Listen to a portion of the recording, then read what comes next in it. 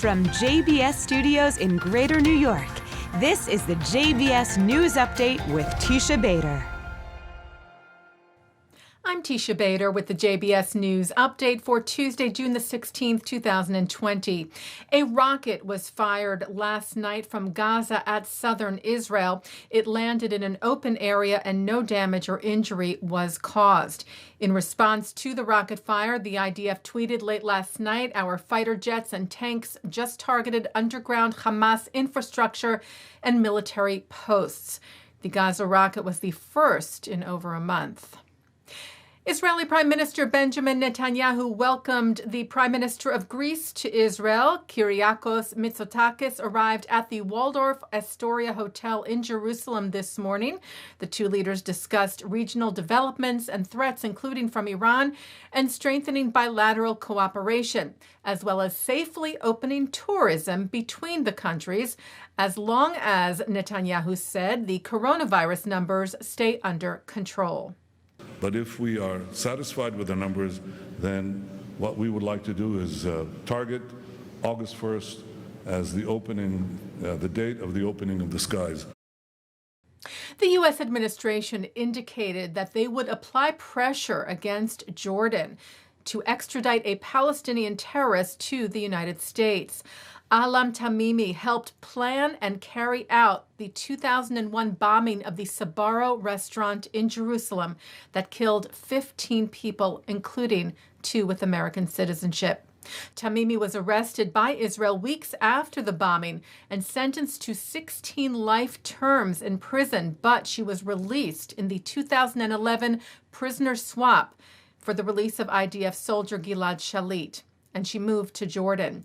The Associated Press reports that Henry Wooster, likely the next U.S. ambassador to Jordan, wrote to the Senate Foreign Relations Committee in response to questions from Senator Ted Cruz that the United States has multiple options and different types of leverage to secure Alam Arif Ahmad al-Tamimi's extradition, suggesting leveraging aid to Jordan could be considered.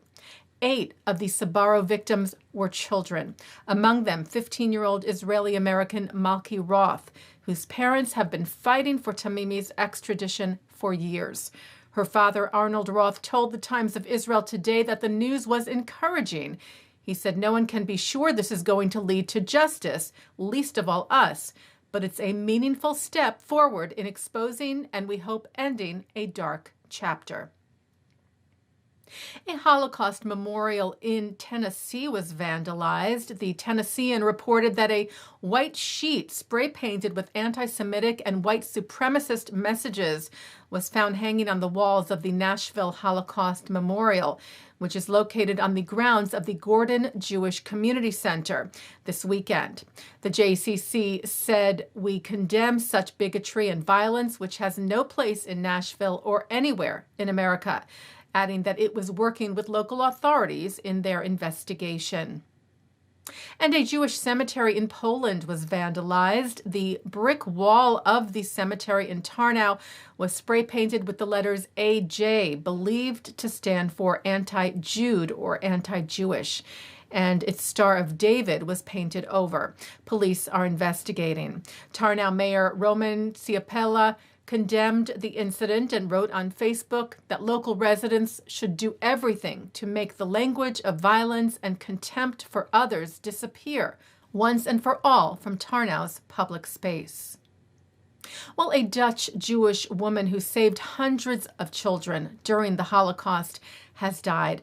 Betty Goudsmit-Oudkirk was the last living member of a small group of rescuers who smuggled Jewish children to safety from a Protestant religious seminary in Amsterdam, which bordered on an internment facility used by the Nazis and across from a concentration facility where the Nazis kept parents of the children. The buildings are now part of the Jewish Cultural Quarter of Amsterdam, which will include in 2022 a new Holocaust museum. The center's director, Emil Schrijver, called Goudsmit-Oudkirk a true hero. She died Sunday at the age of 96.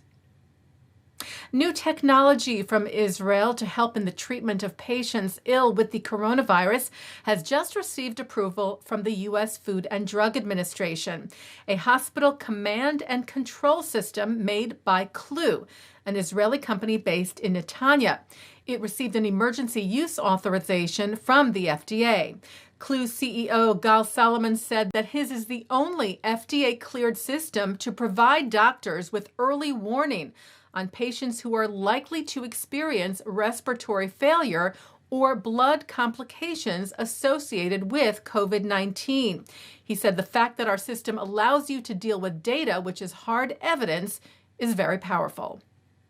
Taking a look now at our programming for tonight on JBS for Tuesday, June the 16th at 7 o'clock, filmmaker Ruth Beckerman talks about her biographical drama about former UN Secretary General Kurt Waldheim on Jewish Cinematheque.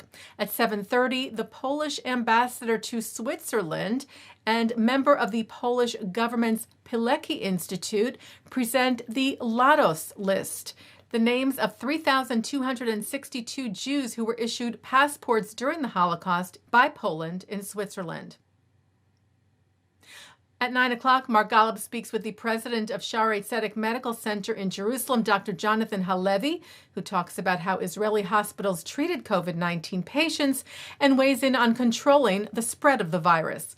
At 10, the first U.S. ambassador to Romania, Alfred H. Moses, sits with former Senator Joe Lieberman to recount the untold story of the exodus of Jews from communist Romania to Israel.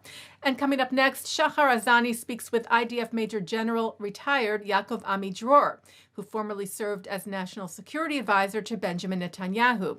He talks about the possibility of Israeli annexation of the West Bank.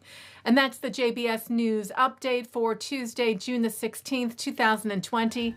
I'm Teisha Bader. Stay healthy, stay well.